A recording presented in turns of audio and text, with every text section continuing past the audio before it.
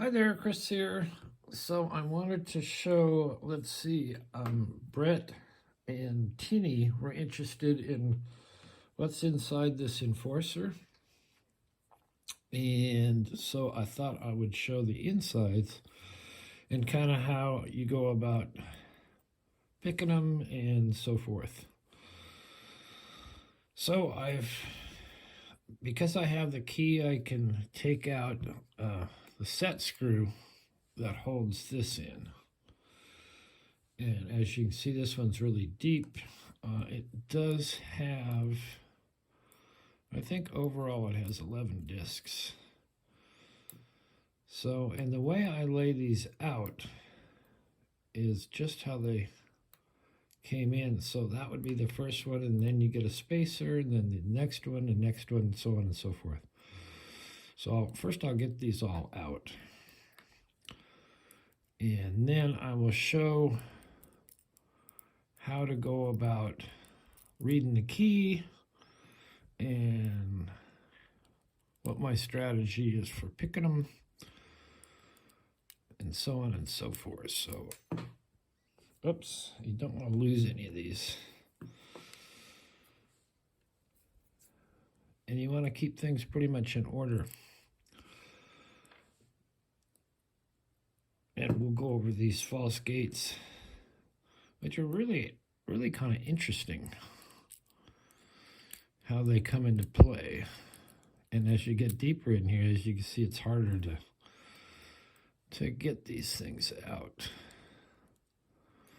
And I put marks on them to show which side goes out, because you know, if you get it in upside down, the key's not going to work, and it's not going to, it won't pick, like you can't sight read the key, because then the key doesn't work because the disc is not in correctly. So, and I could dump these all out, but that would take a while to sort. So I think we're getting there. We're getting towards the bottom here.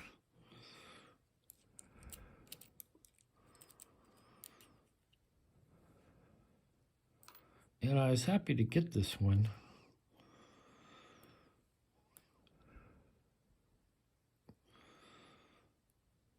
And I have a real disc pinning tray coming, which will make this a lot easier because they'll all fit in their little slots, and it will save literally hours of when you get things mixed up like this. Okay, so we're almost there. One more spacer, and I think one more disc.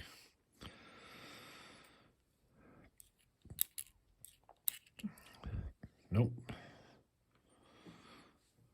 All right, so that one's flipped. And here we are to the last one.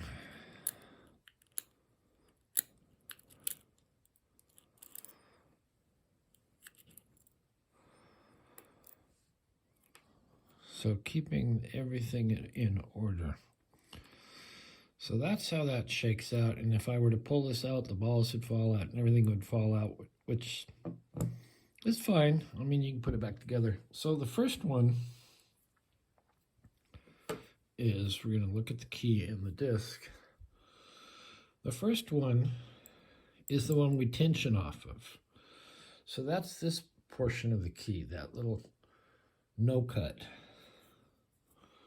The next one corresponds to this cut, which is a one cut. And then if you see there, the next one's going to be another zero cut. So that would correspond to this. So where that would go, as you're picking in the lock, it would be in that position. And so on and so forth. And what I do is this little red line around here is the outside, because sometimes these are set in there with the stamped rounded side out, and sometimes they're stamped, the hard edge is out. So what I do is I put on the back side what number disc it is. This is 10. And that's the orientation, and that's where it goes into the lock. So let's take a look at this. This has one true gate and some very shallow false gates. Let's find a really good one. Okay, here's a really good one. This is a missed find. I think this is 3. I can't read that. It's 2 or 3. But if you look at this, which is the true gate? Is it that one or is it this one? Well, if you want to know, if you want to kind of get to know what's going on with these things, I think we can just put this in out of order.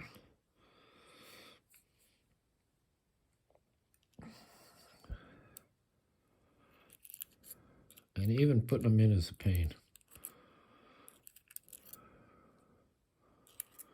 Okay. Let's get some light in there, maybe.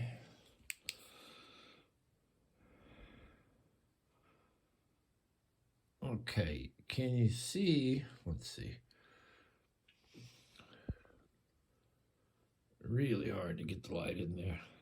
So you have, at this point, you have the sidebar, and you have that deep gate there. Is that the true one?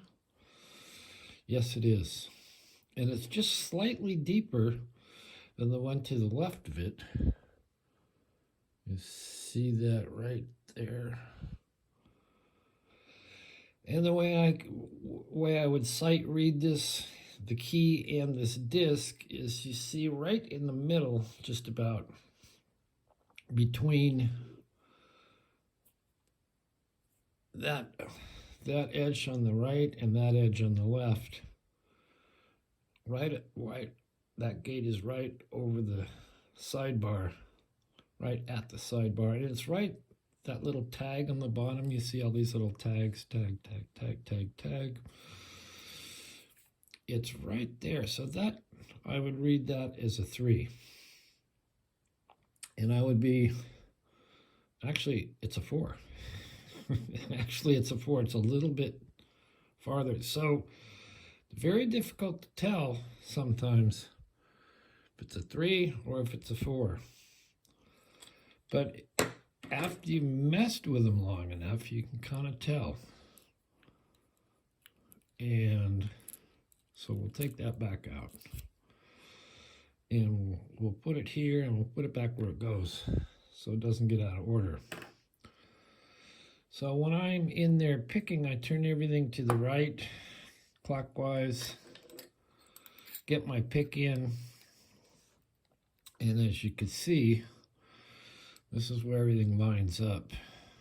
So on this one, if we're looking at the key, we're tensioning off of the first disc. So really the first disc we could pick is the first cut, and that's a 1.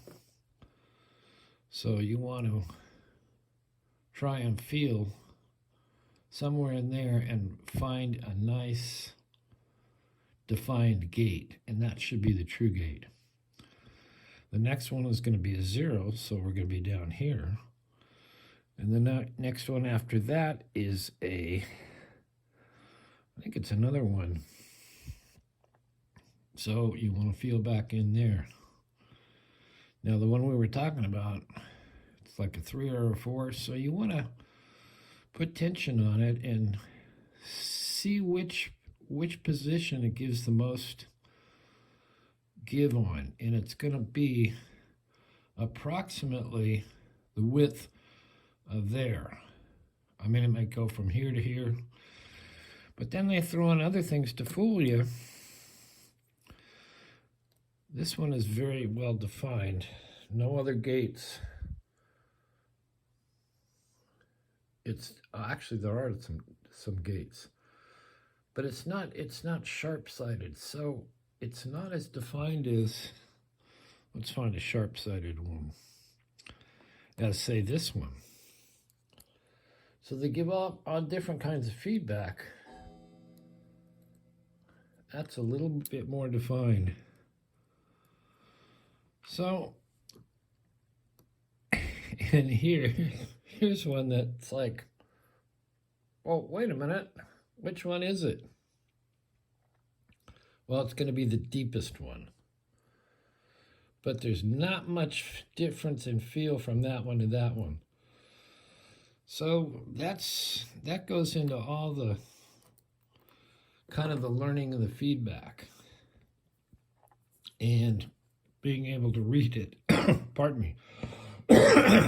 Read the key and